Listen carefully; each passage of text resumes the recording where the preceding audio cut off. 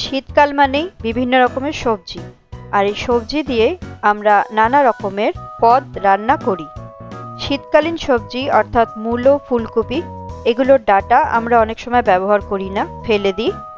তাই আজকে আমি সেই ফেলে দেওয়া ডাঁটা আর তার সাথে আরও কয়েক রকমের সবজি মিলিয়ে একটা পাঁচমিশালি সবজির পদ রান্না করছি।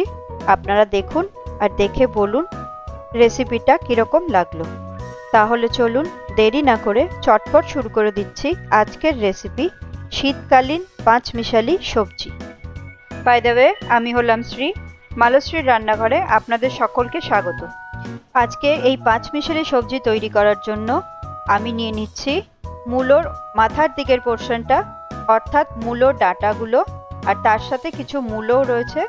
আর নিয়ে নিচ্ছি ফুলকপির ডাঁটা, আর সঙ্গে 2-1 টুকরো ফুলকপি, 4-5টা টুকরো করা বরবটি, একটা পটল 4 ফালি করা, 2টো মিডিয়াম সাইজের টুকরো করা আলু, টুকরো করা একটা গোটা বেগুন, আর একটা টমেটো 4 টুকরো করা।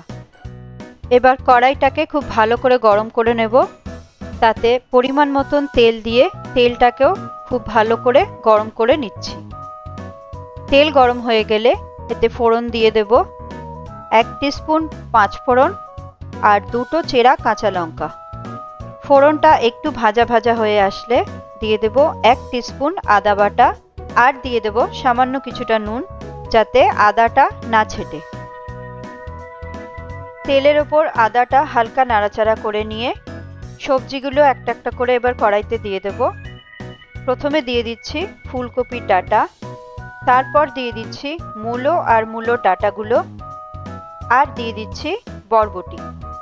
এগুলোকে সামান্য একটু নাড়াচাড়া করে নেব, কারণ এগুলো সেদ্ধ হতে বাকি সবজিগুলোর থেকে একটু বেশি সময় লাগবে। মিনিট 2 হালকাভাবে ভেজে নেওয়ার পর এর মধ্যে অ্যাড করে দেব টুকরো করা আলু আর টুকরো করা পটল। আলু পটল দিয়ে আবারও 2 থেকে 3 মিনিট সবকটা সবজি খুব ভালো মতন ভেজে নেব। স্বাদ অনুযায়ী 1 টিস্পুন নুন অ্যাড করে দেব, আর দিয়ে দেব 1 টিস্পুন হলুদ গুঁড়ো। নুন হলুদের সাথে সবজিগুলোকে খুব ভালো করে মিক্স করে নিয়ে সামান্য কিছুটা জল অ্যাড করে দেব। সবজিগুলো যাতে ভালো মতন সেদ্ধ হয়ে যায় সেজন্য কিছুক্ষণের জন্য ঢাকনা বন্ধ করে দেব, আর গ্যাসটাকে হাই ফ্লেম থেকে মিডিয়াম ফ্লেমে করে দেব। কিছুক্ষণ পর ঢাকনা খুলে দিচ্ছি। সবজিগুলো প্রায় মোটামুটি সেদ্ধ হয়ে গেছে। টুকরো করে রাখা টমেটোটা অ্যাড করে দেব, আরও সামান্য কিছুটা পরিমাণ জলও দিয়ে দেব। ভালো করে একটু নাড়াচাড়া করে নিয়ে 3 থেকে 4 মিনিটের জন্য আবারও ঢাকনাটা বন্ধ করে দেব। 3 থেকে 4 মিনিট হয়ে গেছে, ঢাকনা খুলে দিচ্ছি। সবজিগুলো পুরোপুরি সেদ্ধ হয়ে গেছে। এবার টুকরো করে রাখা বেগুনগুলো এর মধ্যে দিয়ে দেব। বেগুন যেহেতু খুব তাড়াতাড়ি সেদ্ধ হয়ে যায়, তাই প্রথমে সবজিগুলোর মধ্যে আমি এটাকে অ্যাড করিনি, বাকি সবজিগুলো সেদ্ধ হয়ে যাওয়ার পর বেগুনটা দিয়ে দিচ্ছি।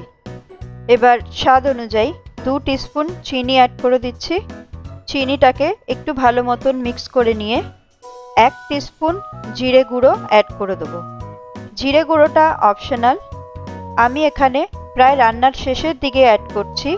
আপনারা না দিতেও পারেন, বা প্রথমে নুন হলুদের সাথেও জিরে গুঁড়োটাকে অ্যাড করে দিতে পারেন। 2-1 মিনিট খুব ভালো মতন কষিয়ে নিয়ে সর্ষে পোস্ত বাটা অ্যাড করে দেবো। 1 টিস্পুন সাদা সর্ষে আর 1 টিস্পুন পোস্ত আমি একসাথে বেটে নিয়েছিলাম। আপনারা চাইলে বাজারে রেডিমেড সর্ষে পোস্ত পাউডার ইউজ করতে পারেন। খুব ভালো করে সবজিগুলোর সাথে সর্ষে পোস্ত বাটাটা মিশিয়ে নেব, আর এক্সট্রা যে জলটা আছে সেটাকেও টানিয়ে নেব। আজকের রান্না কমপ্লিট, আমি গ্যাসটাকে অফ করে দিচ্ছি। শীতকালীন এই সবজিটা আপনারা বাড়িতে ভাত বা রুটি যে কোনো একটা দিয়ে ট্রাই করতে পারেন। এটা খেতে খুবই টেস্টি হয়। আপনারা বাড়িতে এটা রান্না করুন, আর খেতে কীরকম লাগলো সেটা আমাকে অবশ্যই কমেন্টে জানান। যদি আজকের রেসিপিটা আপনাদের ভালো লাগে তাহলে আমার ভিডিওটি লাইক করুন, শেয়ার করুন, আর আমার চ্যানেলটাকে সাবস্ক্রাইব করুন। আমি শ্রী, আপনাদের সকলের সাথে দেখা হচ্ছে নেক্সট একটি রেসিপির সাথে।